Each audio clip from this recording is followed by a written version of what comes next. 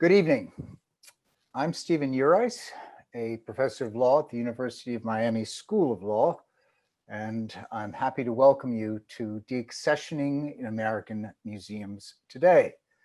This webinar is the first in the Civil Conversations series of the law school's Hoffman Forum, made possible by gifts to the law school from two of our alumni, Larry and Deborah Hoffman. Larry earned his JD in 1954, and Debbie earned hers in 1983. And I will say at the same time that one of their sons earned his JD degree from our law school. The Hoffman Forum supports public presentations on pressing issues at the intersection of law, public policy, and the arts, with an emphasis on social justice issues. We thank Larry and Debbie for their commitment to public dialogue on difficult issues and for their longstanding generosity to the University of Miami and especially to the University of Miami School of Law. This evening's webinar is co-hosted by the law school, the law school's graduate degree program, our LL.M program in entertainment, arts, and sports law, for which we use the acronym EASL, and the University of Miami's LOWE Art Museum. The format for tonight's discussion is as follows. First, I will present a short introduction on the legal aspects of de-accessioning. Jill Deupi will then give opening remarks and introduce our distinguished panelists. I will then pose a series of questions to the panelists for discussion and responses and discussion among them. In our final 15 minutes, we will open the metaphorical floor. I don't know where Zoom's floor is, but we'll open the floor to questions. Let me ask everyone who is attending who wants to submit a question to do so in the Q&A window on Zoom and not in the chat window. The Q&A window will be monitored by Erin Sperry, a scholar of early Buddhist texts who earned her JD degree here in 2019 and will earn her LL.M in arts law next spring. She will organize the questions and forward them on to me. Finally, a reminder that this event is the first in the Hoffman Forum's new Civil Conversation series. The goal of the series is to allow for just that, civil conversations about difficult issues that often generate more heat than light. De-accessioning ignites passionate and often conflicting opinions. The role of all of us, our panelists and our audience here tonight, is to address those differing opinions with respect, decorum, and a shared interest in moving beyond argument to understanding.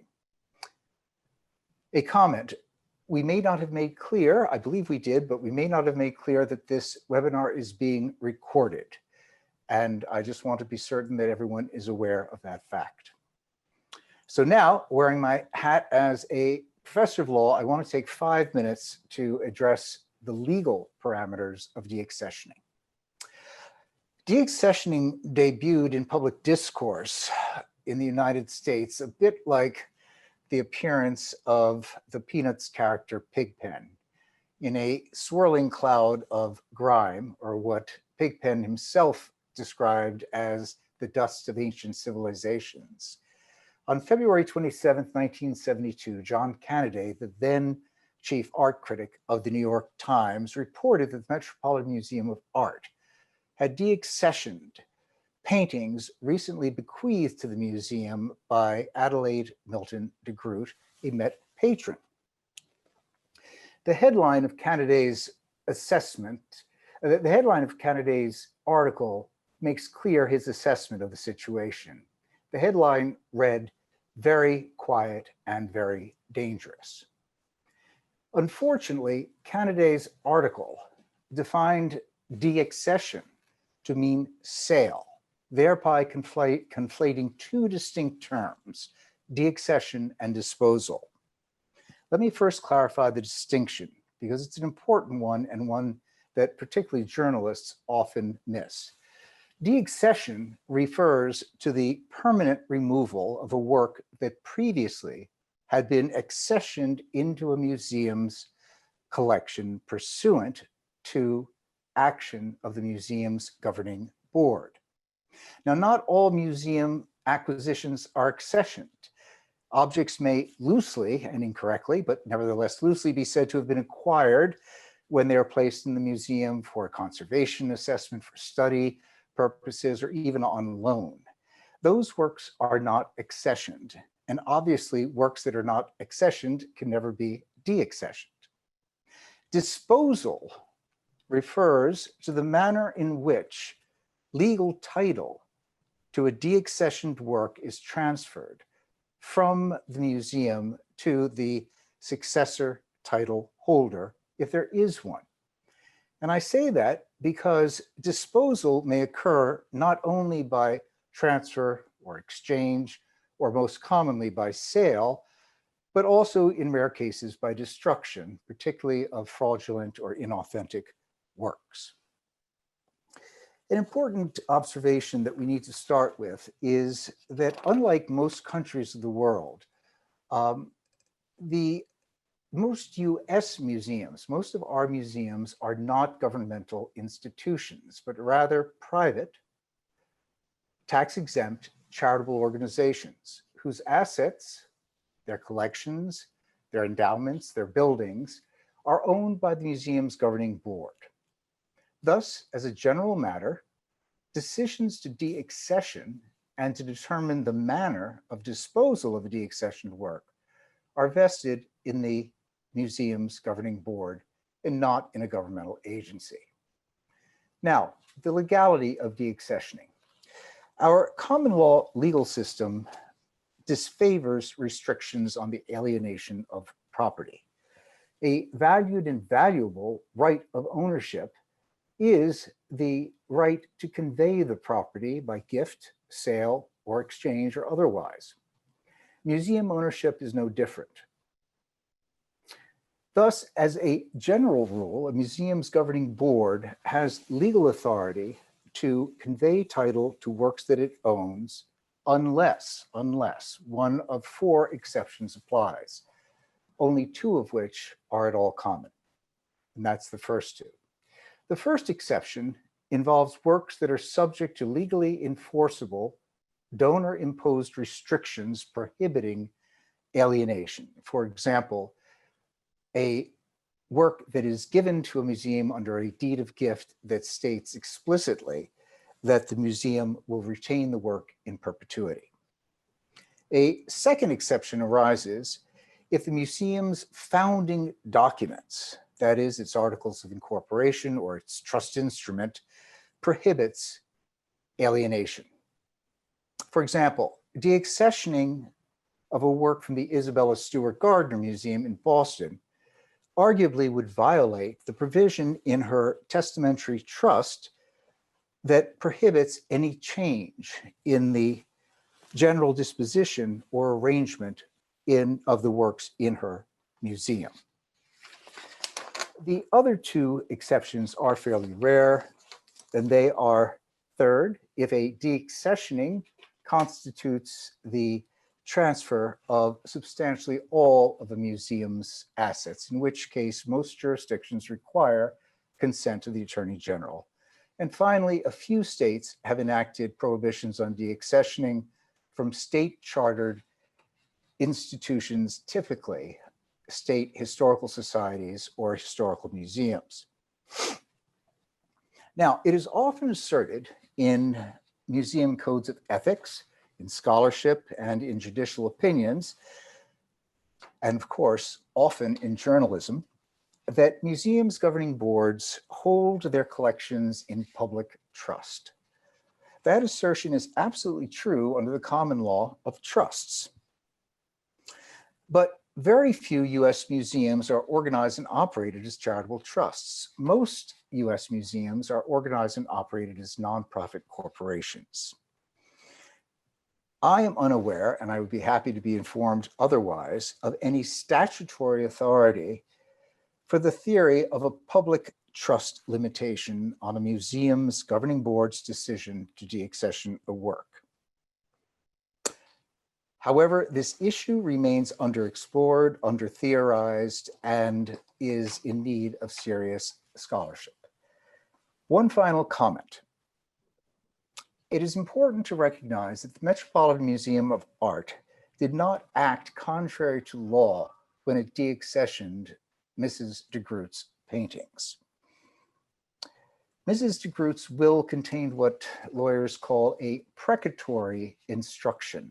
That is to say, a statement of desire, a wish, that is not legally binding. And her precatory instruction was that the Met should convey any works that it did not wish to keep to other museums.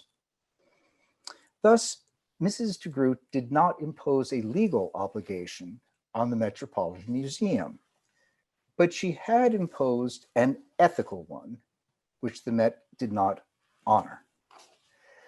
As a matter of law, then, de-accessioning is not terribly complex.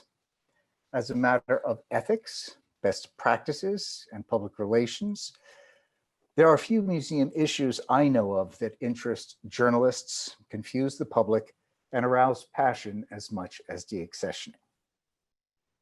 So with that taken care of, at least for the moment, until there are questions, let me introduce my colleague, Jill Deupi, the Beaux Art Director of the University of Miami's, Beaux Art Director and Chief Curator of the University of Miami's LOWE Art Museum.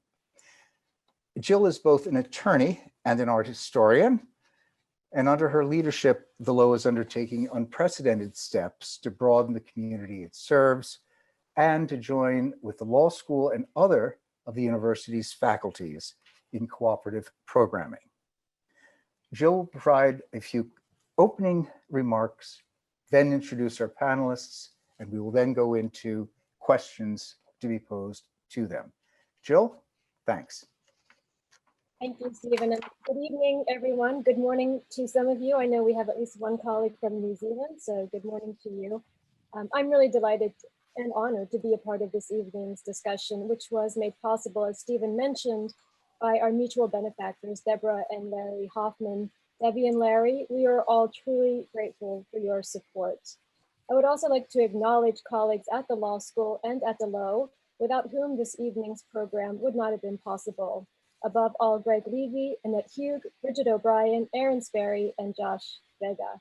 I owe a particular debt of gratitude to my tireless and esteemed co-host, Stephen Urice. Thank you. Before we delve into the topic of de-accessioning, we thought it would be helpful for all of us to take just one small step back and to consider in the briefest and necessarily broadest of terms, the essential history of museums and the changing role of their collections. We have a very large and heterogeneous audience tonight, which is a thrill for us. So this is really for the benefit of the lawyers in Zoomlandia who are here with us this evening, but also I would say for my museum colleagues, because sometimes we forget or take for granted the history of what came before, which helps to define and to determine current conversations. From the 6th century BCE in Babylonia to Rome, the Rome of the emperors, ancient rulers assembled collections of exceptional works designed to evoke the abode of the muses, the museum or museum in modern parlance. These were places of learning, engagement, and intellectual exchange, as well as repositories of exemplary objects. Church treasuries in medieval Europe fulfilled some of these same functions, as did early collections in what is now the Middle East and in Asia. If we time travel at warp speed to the 15th and 16th centuries, we find the collecting impulse alive and well in the European Wunderkammer. These cabinets of curiosities featured wonders of both the natural and man-made worlds and were assembled by society's elite for their personal edification and delectation. A century later, kings and their courts assembled world-class picture galleries, totems of power, wealth, and sophistication, visual manifestations of an absolutism that was unassailable until it wasn't. The Age of Reason ushered in a zeal for encyclopedic taxonomies that would soon send taxidermied reptiles, narwhal tusks, and rare botanical specimens the way of more siloed natural history collections, while paintings and sculptures continued to assume an ever more august and refined air. In the aftermath of the successive revolutions that convulsed the continent, these collections remained instruments of national glory, to quote Edward Alexander, while also assuming more blatantly utilitarian roles. The 1851 Crystal Palace exhibition, which paved the way for what is now, of course, the V&A in London, is paradigmatic. It explicitly targeted industry and industrial design in Britain with the goal of raising aesthetic standards and, in quotes, good taste through displays of exemplary works. Meanwhile, on our shores, the aftermath of the Civil War spawned a wave of museum building in cities such as Chicago, Boston, and New York. Inspired by European temples to good taste, aesthetic refinement, and intellectual stimulation, the scions of American industry founded what remain to this day some of our finest art institutions. By the early 20th century, progressive educators such as John Cotton Dana were explicitly, unapologetically, pointing to museums' educational potential as their true purpose. In 2020, Dana's priorities continue to ring true. Art museums are not the treasure houses of old or the secular temples of yesteryear. Rather, they are agoras, meeting places, public meeting places designed to spark and to foster civil dialogue and discourse. They are marketplaces of ideas. To paraphrase Stephen Weil, they are no longer about people, but rather for people, an idea that Nina Simon has leveraged in her exceptionally important work. The ever-shifting, ever-changing nature of museums begs the question, how do we view the works contained within their four walls, and why do they matter? Tangible manifestations of mortal existence and lived experience, collection objects embody our histories, both individual and shared. Physical expressions of that most human of impulses, creativity, they express the unspeakable and immortalize the ephemeral. Put into a museum context, on a plinth, under a plexiglass bonnet, highlighted with a pinpoint spotlight, works of art and art objects assume an ethereal quality that is almost palpable. As transcendent as this experience might be, it can equally obscure or torque the competing legal duties and ethical responsibilities governing contemporary museum practice. Add to this challenging recipe the vectors that shape and define today's art market, the chronic financial pressures under which most museums operate, urgent social justice concerns, and pandemic-related exigencies in our time, and it is easy to see why museum objects, their de-accessioning, and their disposal have catalyzed tremendous debate. Now it is my pleasure, my sincere pleasure, to introduce very briefly my other panelists this evening. We have with us Martin Gammon, founder and president of the Pergamon Art Group, Glenn Lowry, the David Rockefeller Director at the Museum of Modern Art in New York, Elizabeth Merritt, Vice President for Strategic Foresight and founding director of the Center for the Future of Museums at the American Alliance of Museums. And I would like to give Stephen's full title here on the airwaves: Professor of Law, Dean's Distinguished Scholar, and Arts Law Track Director, Entertainment, Arts, and Sports Law, LL.M. at the University of Miami School of Law. Stephen, back to you, please. Thank you, Jill. And welcome to our panelists and welcome to our audience. When we last looked, there was something in excess of 700 registrants, and we're delighted to have you. Okay, my first questions to the panel. Journalists often conflate three distinct aspects of de-accessioning: the decision to de-accession, the method of disposal, and the application of sales proceeds if a de-accession work is disposed of by sale. Martin, given what I've read in your remarkable new book, which I wholeheartedly recommend to our entire audience, De-Accessioning and Its Discontents from the MIT Press, did I get the definition of de-accession right? And if not, would you clarify for all of us what the term means? And would you briefly summarize the history of de-accessioning in American museums? Is it a recent phenomenon, or is it one that stretches back in time?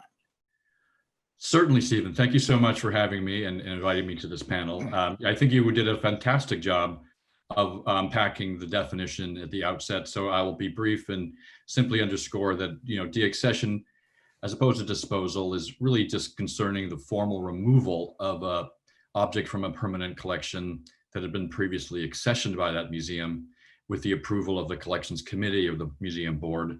And once that object has been officially decanted from the museum vessel, so to speak, then museum administrators have various options for disposal. That might include transfer to another museum or collecting institution, return to the donor or her heirs if possible, sale at public auction, which is often the major focus in the press, or through private sale to any entity that is not affiliated with the museum itself, or some other mode of liquidation. So in extreme cases in my book, I point out that there was the unusual case of a house museum in Texas that discovered that they had a set of anthrax spores in their carriage house, and their mode of disposal, of course, was incineration. So there's a broad, opportunity for different modes of disposal that don't necessarily result in public auction.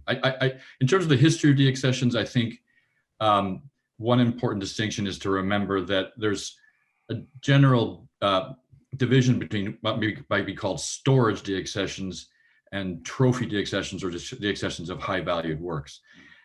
Most encyclopedic museums in the United States have been systematically pruning their collections from the outset.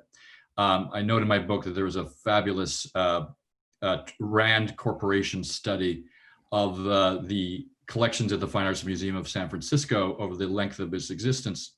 And what they found was really, ever since its inception in 1895, they have been consistently pruning their collection at a rate of about 10 to 20%, decade after decade. And so this is really a standard practice at most large encyclopedic museums, and typically doesn't involve much controversy. Most of the focus of the press is on, of course, high value deaccessions, and where works are being sold to raise funds for potentially future acquisitions or some other purpose. And there are various reasons when such attempts are perfectly legitimate. We often find that institutions engage in these activities when they have a change in their thematic focus. So there was the recent case of the Albright Knox Gallery in Buffalo, which chose to part with all its pre-modern and ancient art in order to focus on contemporary art. As an example, we also have seen cases like the Walker Art Gallery and the Kimball Museum that systematically deaccessioned all their foundational collections to refocus on contemporary art or old master paintings in those particular cases. And those kind of thematic focuses, I think, have been some of the more successful ones, and often get overlooked in the controversies we see. But in the history of deaccessions, we really see that the practice has been part of the museum experiment since its inception in the 18th century. So the British Museum, within 2 decades of its founding, had passed acts of parliament to provide them the opportunity to part with works and duplicates they considered unfit for the museum. The National Gallery in London had the same act of parliament passed for their purposes. And in America, the Charles Wilson Peele's first institution in Philadelphia was, of course, liquidated in its entirely in the 1830s. A lot of those works were then acquired by Philadelphia families and then reaccessioned by the Pennsylvania Academy of Fine Arts and New York Historical Society. So it really is the case, I think, that deaccessions have been, or these storage deaccessions as I call them, really part of the fabric of the museum experiment since its inception. Thank you. Glenn, you've been a museum director a very long time now, almost since the date of John Cannaday's article. And you have had deep experience in deaccessioning and disposal. Could you share some observations on the different modes of disposal and when transfer, when exchange, when sale, when destruction has been appropriate in your experience? When have these various modes of disposal proven useful to supporting the museum's mission? Thank you, Stephen and Jill, for convening all of us, and to Elizabeth and Martin, it's great to see you both and to be on a panel with you. And a quick additional shout out to the great work you've been doing, Martin, on the history of deaccessioning, especially in American museums. First of all, I think deaccessioning as a practice is a very healthy one. There is nothing, as far as I can tell that mandates that all works of art acquired by a museum should always be in a museum. And that it's actually, if we want our museums to remain vital, healthy places that take risks with what they acquire, we need to also accept the fact that over time it will be seen that some acquisitions were important and essential and others perhaps not. So when we get around to those periodic evaluations at a place like the Museum of Modern Art, we do that on a regular basis because the whole idea of the museum was based on the notion of it being metabolic, self-renewing, continuing. We look first and foremost at works of art that no longer have urgency, that are duplicates or perhaps redundant to the collection. And then we think about the best way in which to dispose of them once our board has voted to de-accession them. By and large, we prefer to de-accession via public auction so that the process is transparent. But there are also works of art that don't do well at auction, and therefore we work with individual dealers, always seeking multiple bids in advance to understand that we are not favoring any one auction house or any one dealer.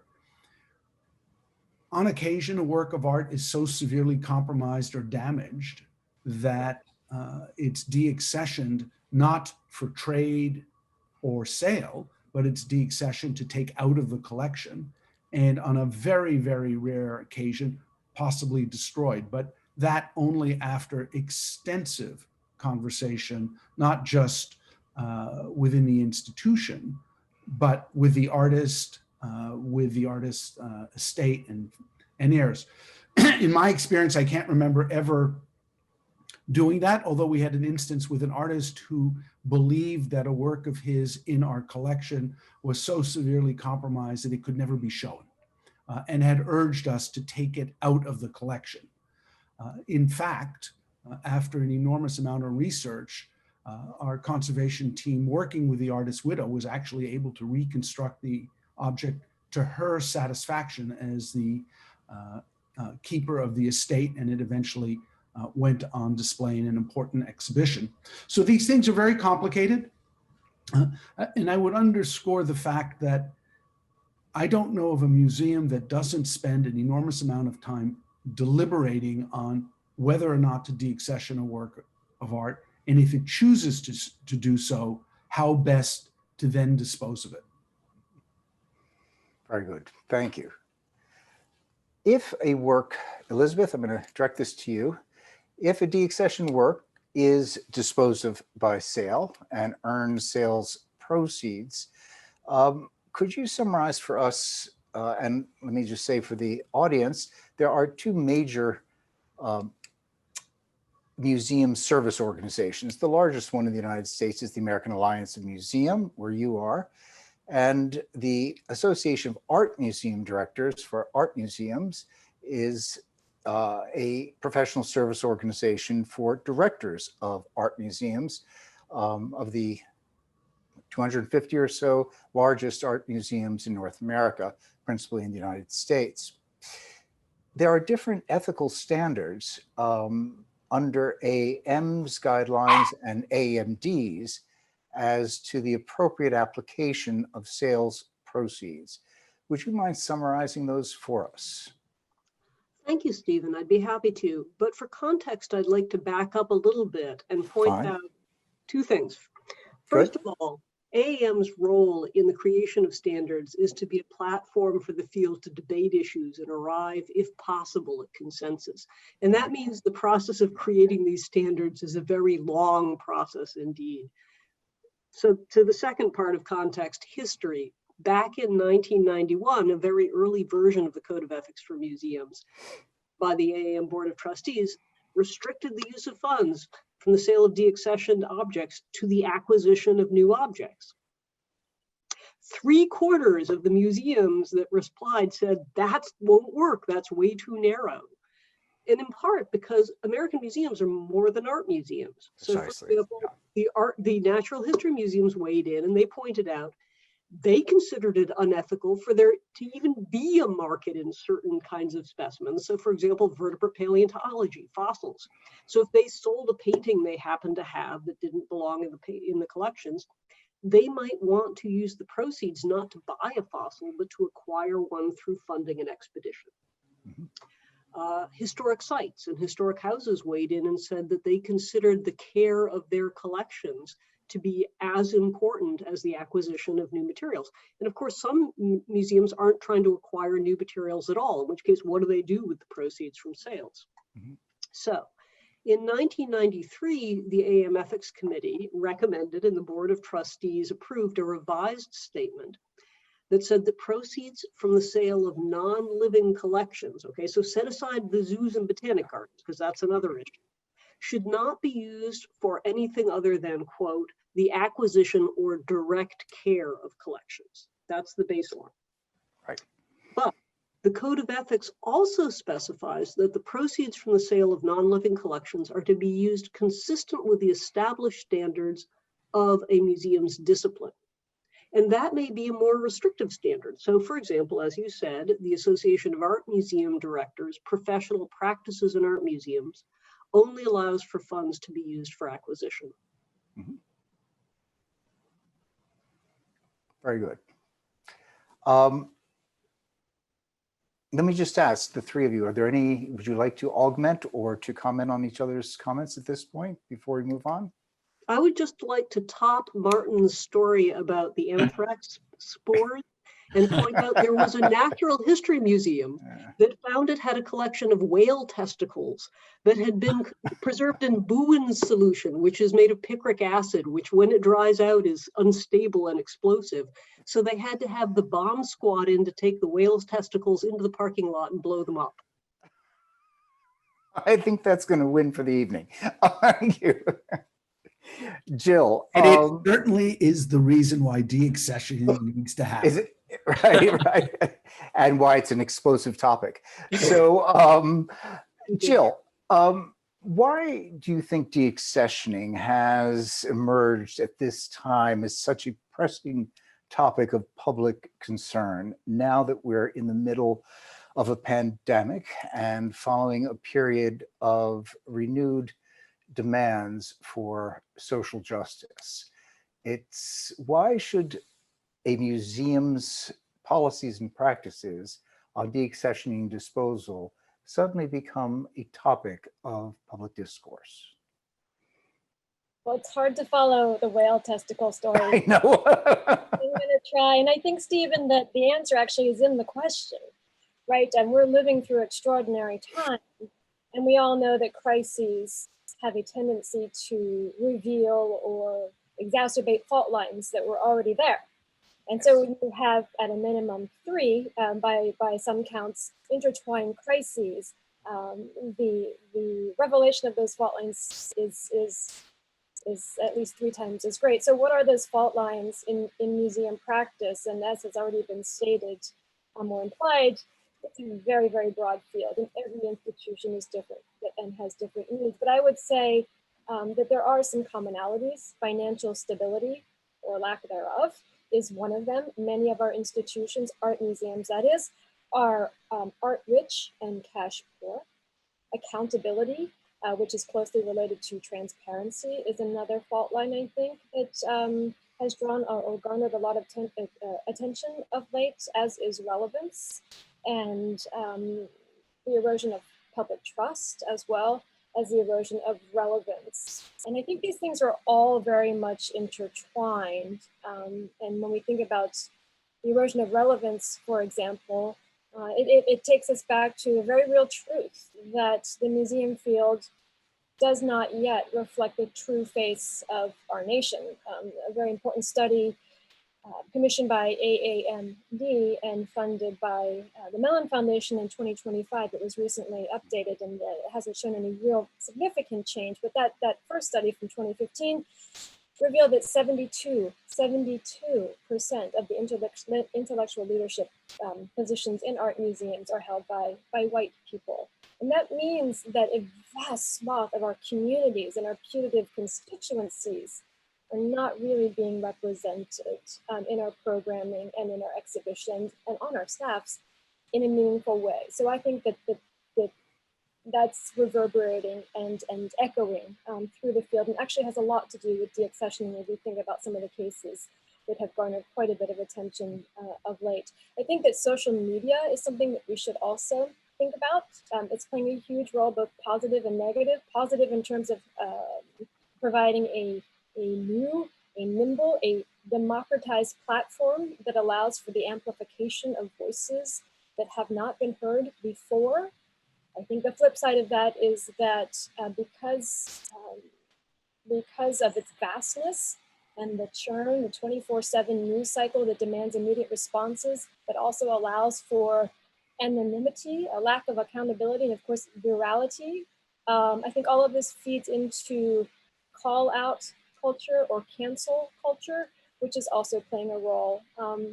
Because truthfully, if we're honest, it's clear that the dominant race, dominant class, the dominant sector of our society has, by and large, shaped the history of our cultural institutions. So it's not a surprise that in a moment of extreme stress, extreme anxiety, extreme precarity in terms of health, employment, financial well-being in so many corners of our country and around the world, this emotional rawness that all sorts of institutions, including museums, are being subjected to a great deal of scrutiny. But I would like to say, or just add, that I'm really hopeful. I'm really hopeful. As I look around the country and look around the globe, really, I see peers and colleagues who are looking into the mirror, who are really willing to speak truth to their own power, to question their white privilege and their complicity. And this is reflected in renewed, re-energized DEAI commitments, the commitments to equity, social justice, and anti-racism. And I think there's also a field-wide acknowledgement of the power of power in the museum field, and real conversations about what we can do with that power, how we can make a real difference, leveraging the platforms and the resources we have to create a brighter tomorrow. And so to why de-accessioning? Well, I think it's part of a much more complex, larger puzzle that again has to, it goes back to this very strange moment in time through which we're all living. Anyone else want to comment on that issue, on that question? I want to jump in with 2 points. The first Please. is, we were talking about reasons for de-accessioning and disposal. We forgot an extremely important one, and that's restitution. Absolutely. It's become an increasingly urgent issue, not just of Holocaust-related material, but material that had been looted or otherwise spoliated over time. And I think in and of itself, the issue around how to handle restitution is another subtext to the de-accessioning story. And then I wanted to amplify a point both you and Jill made, because on one level, de-accessioning is not that controversial a subject. There are a vast number of de-accessions that occur every year across the American museum landscape, and they go by without any response from the public or the media. They are accepted, if you wish. Those largely fall under what Martin called storage de-accessions, but they're not uniquely storage de-accessions. The public trust is actually one of the most interesting concepts that have been raised here, because it's an amorphous concept. It has no clear parameters. You don't read a text that says, oh, this is public, this is in the public trust. That isn't. The public trust exerts itself across media and debate. And so when de-accessions are proposed for sale, that the public has a hard time accepting, you get a debate over whether or not such a de-accession and sale violates the public trust. Those are the rare de-accessions that actually make it into the controversial topic that you've identified. And I think the interesting dimension of that is less the de-accessioning and more the way in which the public trust exerts itself and how institutions respond to that. Just to put that out there for discussion. Right. Any comments from the other panelists? Well, it's interesting you mentioned that because, the whole issue of the public trust is one that has sort of transformed over time. As in the early part of the 20th century, it appeared that when that phrase was employed, it was often regarding the notion that museums are entrusted by the public with making the appropriate selections and limiting those to the most important canonical works. And therefore, the public trust was essentially encouraging de-accessions of things that were considered dross or secondary considerations. And so this whole rubric where the Musée de Luxembourg would take new work from the post-impressionists and then eventually they'd pass to the Louvre was how the public trust doctrine was originally articulated in American concepts. And now it's viewed as if the public trust is already ensconced and canonically decided, and that the notion that we're passing on these works is somehow abrogating some commitment we should have made to them. And it also contrasts with the British context where they typically enshrine their considerations around the concept of the public benefit. So museums are not construed as a securitization of objects in storage, as they're more akin to libraries. They want you to come in and use and utilize and engage them. So they have a focus on the public benefit premise as sort of and it creates its own kinds of anxiety when those rules are abrogated. Glenn, one thing, your comment about restitution is terribly important because you're correct. There are what we would probably best describe as compulsory de-accessionings. And those occur when a determination is made that the museum does not hold good title, or when a museum makes a decision that continued possession is an ethical breach. And indeed, certainly since 1994, when Len Nicholas published The Rape of Europa and the modern, what we call Holocaust art restitution field developed, it has become a terribly important topic. And it's actually aligned in very interesting ways with the repatriation efforts of particularly archaeologically wealthy nations seeking return of antiquities that do not have clear provenance. And in both of those situations, yes, there's almost a sense of compulsory de-accessioning. And in that case, the disposal is, the method of disposal is return or restitution. Glenn, you also said, sorry, go ahead, Elizabeth. I'd just like to build on that comment for a moment and point out we see an emergent class of situations where law is actually in conflict with the ethics, because we're seeing museums in France, we're seeing museums in the UK saying that they acknowledge the ethical imperative to return material. So for example, to sub-Saharan Africa, but the laws of their country do not allow those museums to make that transfer. So we're in tension there. I thought you were going to bring up the classic example of the Elgin marbles. Thank goodness she didn't. But I think, again, Elizabeth, that point also takes us back to the notion that the US museum system differs from the museum systems virtually everywhere else in the world, which is a governmental, bureaucratized, centralized system in which museums are governmental agencies, as opposed to our model in which they reside in the private nonprofit sector of our economy and are not governmental agencies. So there's a very interesting aspect there. And it's one, in fact, that, well, this is going to take us too far afield, so I'll back off from that. And so, but Glenn, you also made an interesting comment that the public tends to pass by so many of these de-accessionings that are nearly routine. And that makes me think, Martin, of your comment in the book about the necessity of transparency in museums' decisions to de-accession and dispose. What do you mean by transparency? If we assume transparency and accountability are fundamental requirements of third sector organizations, charitable nonprofit charitable entities, what does transparency in this context mean? Should museums in fact, as the Indianapolis Museum did for a while, I haven't checked, but they certainly for a long time had a database that any member of the public could go to, and any work that had been de-accessioned would be listed. It would identify how it was disposed, what the proceeds were, and how they were applied. Is that what you're talking about when you're talking about transparency?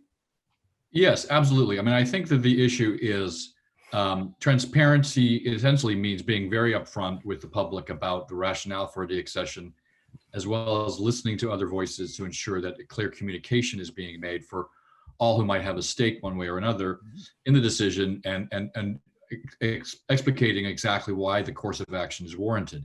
You know, with the explosion of cases where there are controversial de-accessions, this gives rise to a significant amount of anxiety about making these decisions. And I can understand why certain museum administrators might feel safer in discretion and limiting conversation. But I think it's important, if you have a clear curatorial rationale for your decisions, that should be capable of withstanding public scrutiny. And it may also mean that you find alternative points of view you hadn't considered. A lot of these decisions are made in the sounding board of a collections committee and on the basis of certain rationalizations.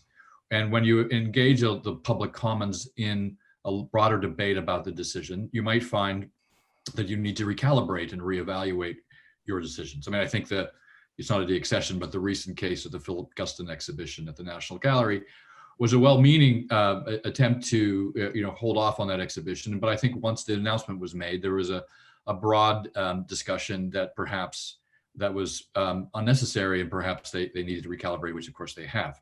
But I think that, this has really been with us, from a pragmatic point of view, it's just a good common practice to bring in all potential voices who have a stake in the institution as early as possible, because for all kinds of reasons, you may avoid the need for a de-accession in some instances. So the institutions that are facing severe financial impairment, there's often a problem of latency. There was a museum in Arizona that faced severe financial troubles.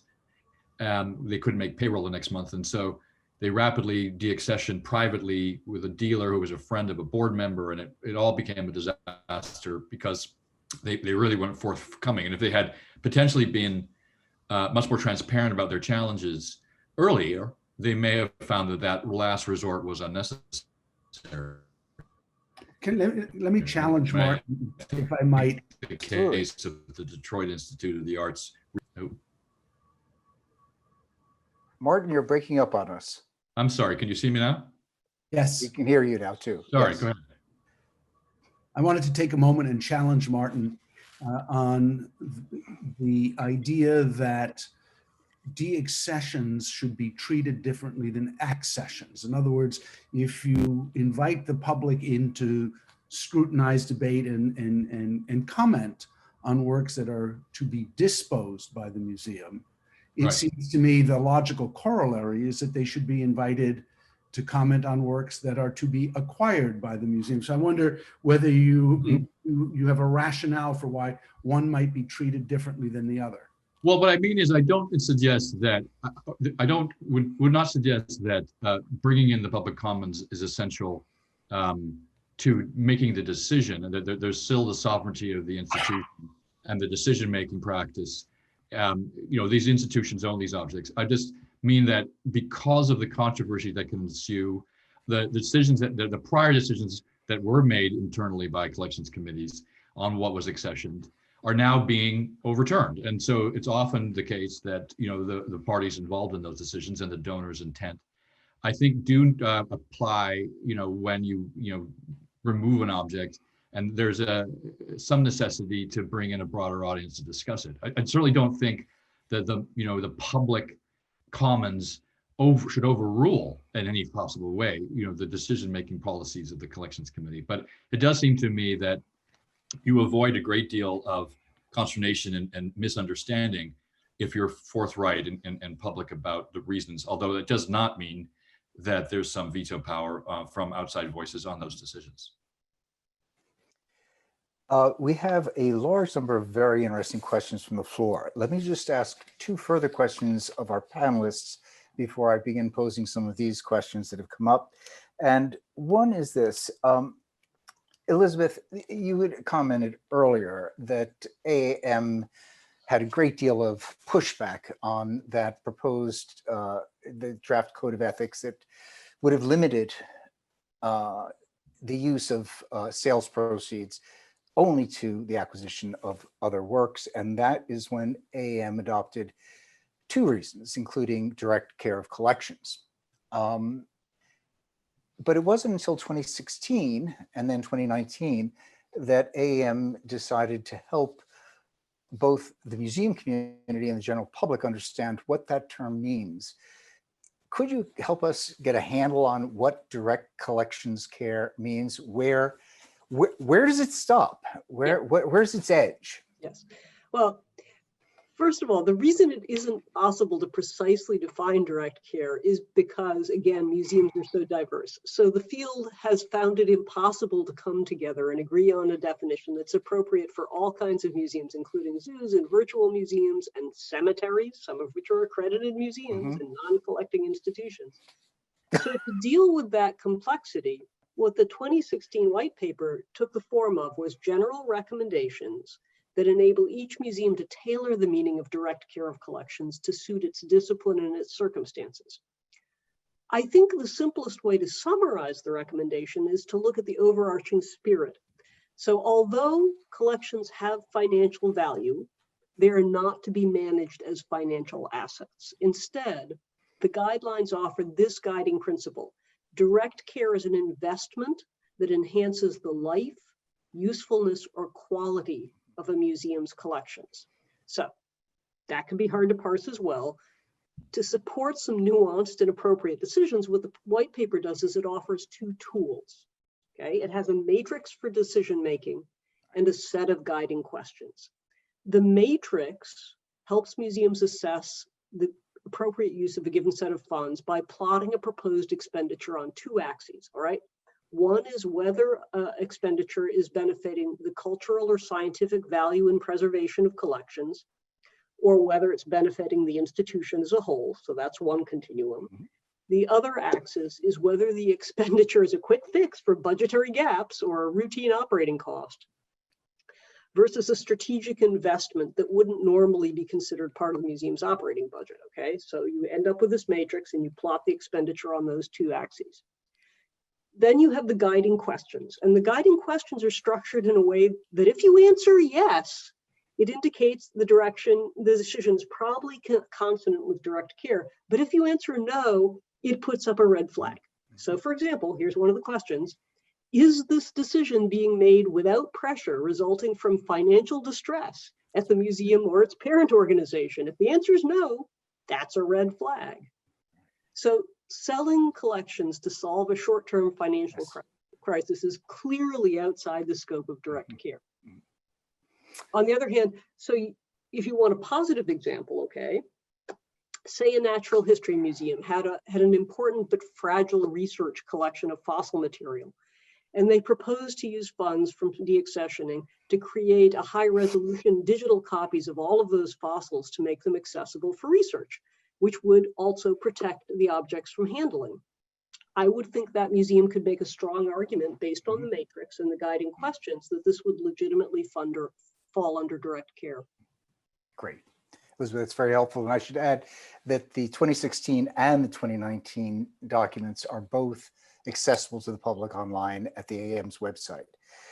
Glenn, as a vice president of AAMD, could you parse for us and perhaps help us understand a bit better the AAMD's resolution this spring that moved AAMD from a very tight position that proceeds of sale from the disposal by sale of the de-accession work must be limited only to acquisition of new works, to that plus the AAM's permissible direct care of collections.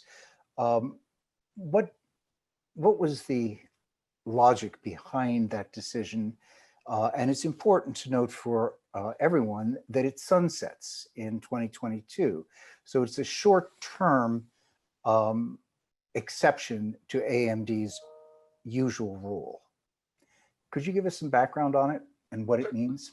Certainly, the board of AMD, and Jill was a robust discussant in all of that, dealt with the fact back in March that with the closure of museums for an uncertain period of time in the middle of a frightening pandemic and what was clearly an economic crisis was going to cause an enormous amount of financial harm to those institutions. And in fact, if you read the recent article in the New York Times, it was based on a large study. It has done that. Yes. The vast number of American museums have laid off an extensive number of people, furloughed an extensive number of people, have seen their revenues diminished by up to 80% in some cases, but certainly in most cases by numbers that are staggering, and will run massive deficits over the coming years, many of which will never be recoverable and will cause even more financial pain. So the AAMD, seeing the crisis looming, because of course in March it was not yet fully upon us, decided that it wanted to give its members as many tools to combat the economic devastation that was about to occur as they could. And so the AAMD's, the board of the AAMD's resolutions covered a broad range of initiatives that museums could take during a 24-month period when the AAMD said we will suspend any actions because at the time we believed this was a 24-month problem. I think we now understand that it will be a much longer problem than that. But the suspension of sanctions for the de-accessioning of works of art, the proceeds of which were to be used for the direct care of collections, was taken with the understanding, one, that this was an act to be pursued only by institutions that were in fact in financial stress.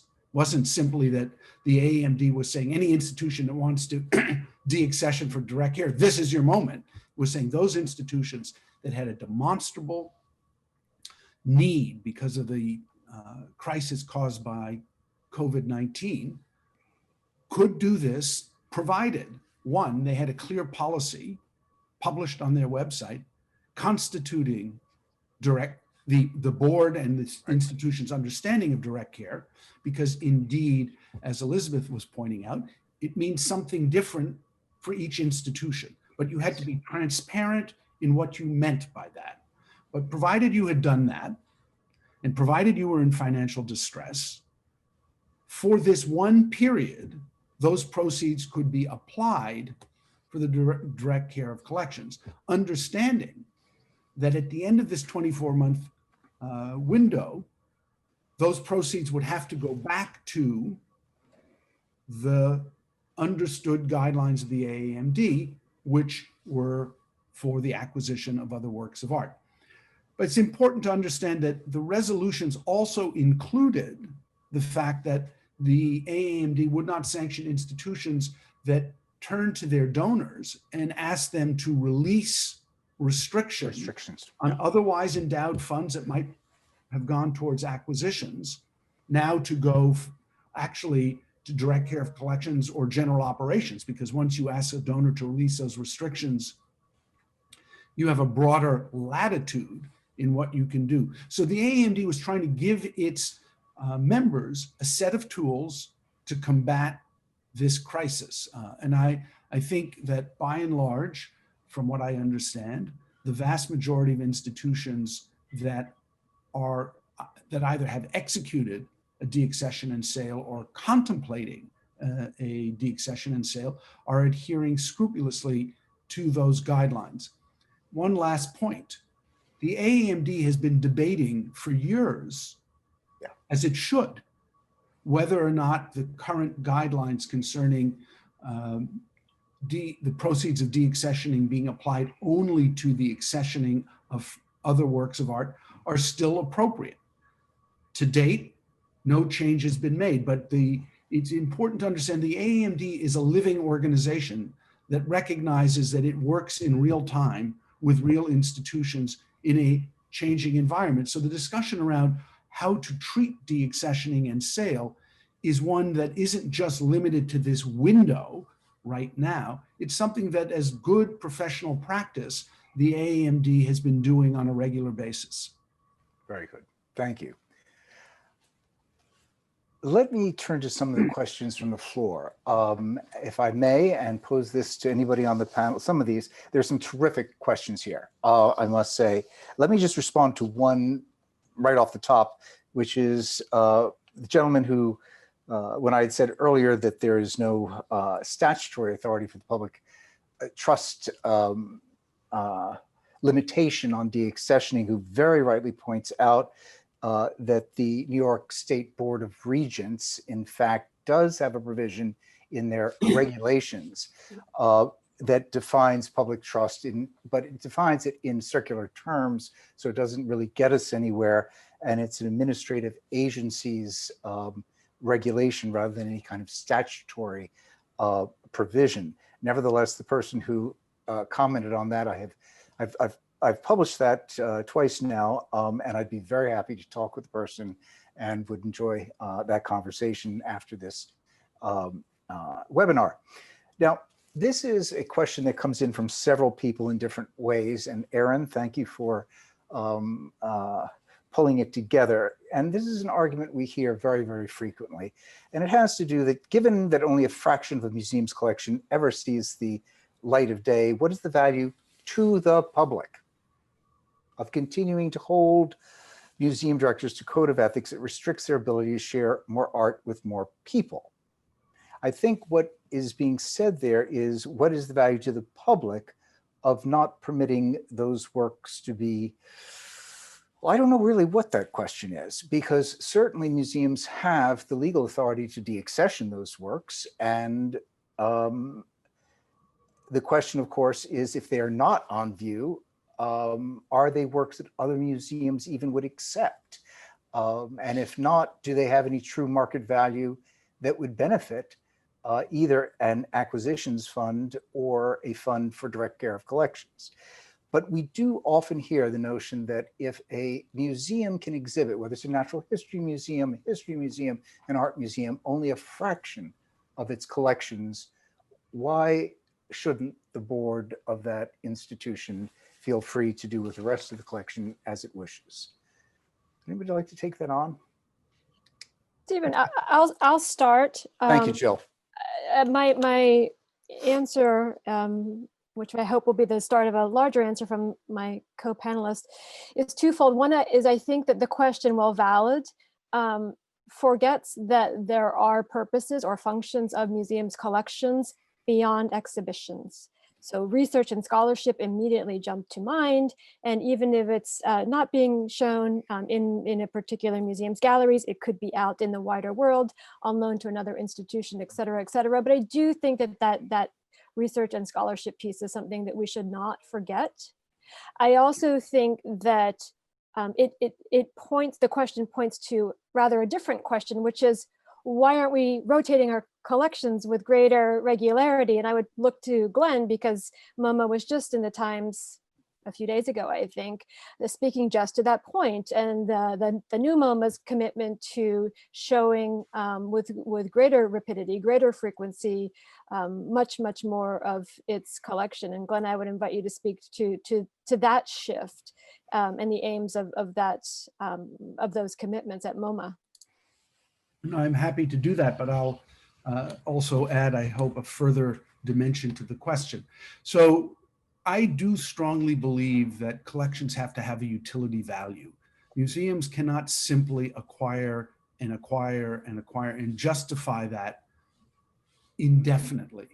You have to have a strategy as to why you're doing this, and you have to find ways of putting your collections to use. Research and scholarship, of course, is an important one. But when you have, in the case of the Museum of Modern Art, maybe 220,000 objects, and can display at any one time something on the order of 2,000 objects, and you're still acquiring 1,500 objects a year, right? You begin to understand that the number of objects that will ever be seen is a diminishing percentage of the collection. That's utterly unacceptable. And so we have gone to really trying to find a way to ensure that our collections are alive, that the galleries are a kind of laboratory, to use the word that our founding director, Alfred Barr, used, in which to explore those collections and what they mean, to introduce new ideas, new concepts, arguments. And so, you know, this is one way of putting the collection to use, of ensuring that we are constantly discovering what's in our closet, as it were, and making it visible and shared with the public. But I would add, because I feel very strongly about this, and Jill knows this, I am on the extreme edge in this conversation at the AAMD with my colleagues. The 20th century was a century in which American museums had the capacity to acquire vast amounts of art, and they did that. The generosity of our donors who created endowed funds to allow us to continue acquiring works of art have ensured that we have become this giant machine to acquire. And as our institutions grew from fledgling institutions at the end of the 19th century and early 20th century into some of the most important museums in the world, we acquired a vast amount. I believe the 21st century is a century of programming. We need to put those collections to use. We need to serve the public, not just by being a repository for art, but being a place that puts that art to the public benefit, to come back to that term, with program. And so we need to find ways of generating the capital to do those programs, and understanding that our collections are a resource, but they are not permanent, at least as I understand it. And so I advocate that we need to have a much broader discussion about how to use the proceeds from de-accessioning in light of the urgent needs of the 21st century, as opposed to what were the urgent needs of the 20th century. And again, I want to underscore, I'm an extreme edge of a conversation that has many people on the other edge as well.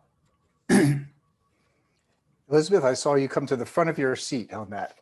It's because it's such an interesting question. Yeah, well, I will weigh in. I'm going to weigh in with my other AAM hat on, which is that of a futurist. Exactly. First of all, I want to say it is a totally valid question, and I think any museum should constantly be thinking and questioning and asking itself what it holds in its collections and why, and how it makes those decisions and how much is enough. But that said, the question is phrased in a way that seems to assume that the only beneficiaries of the collections are the people who could come to see the museum today. Mm-hmm. And museums have a much longer term generational obligation to consider the interests of future generations. So first of all, even if you had, Glenn, a very slow rotation of collections, there might be things that your grandchildren or great-grandchildren would see that weren't up now. And the second thing is there are things that will have great significance with the rate things are changing next year, much less in the next decade or 50 years from now. That's not to say that every museum should hold on to everything that ever entered its doors saying someday it may be useful, but it's worth considering that the interests of the future may not be the same as the interests of today.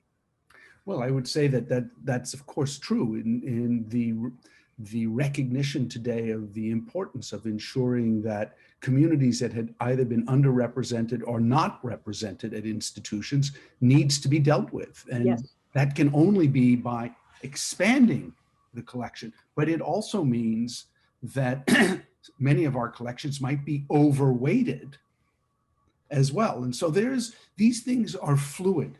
And I think this is particularly true for museums of modern and contemporary art, and may not be as true for historical institutions, but I do believe collections are fluid, and that there's nothing that says museums will be here forever.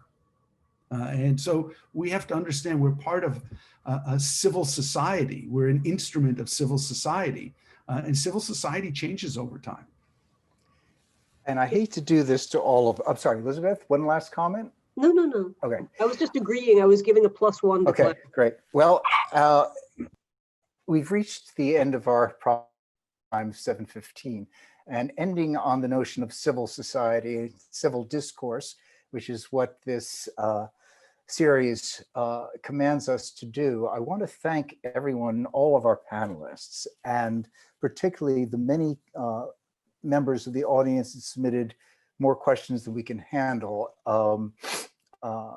for permitting us to approach this hot button topic in a spirit of cooperative venturing into some touchy topics and aspects of it. So let me thank all of you for taking your time and energy to participate. Jill, as my friend and colleague, thank you so much. Greg Levy, who is an assistant dean at the law school and is also the director of our LL.M program in entertainment, arts, and sports law, was directly responsible for all of the technical aspects and other aspects of pulling this event together. And we owe him a great deal of thanks, as we do to our patrons, Deborah and Larry Hoffman. So again, thank you all for being with us this evening. We will get out to you a link for the recording, and let's hope this is just the start of a series of civil conversations on difficult topics. Jill, any final words? Just to echo your thanks, Stephen, to all of our panelists and the 465 people that were out there. I just want to reassure you that your questions will be captured and they will go to good use. That we'll circulate them to all of the panelists, and we're going to push to keep the conversation on de-accessioning and allied issues going. So thank you all, and good night or good day. Good night, everyone. Thank Good you. night. Thank you all. Thank you. Thank you.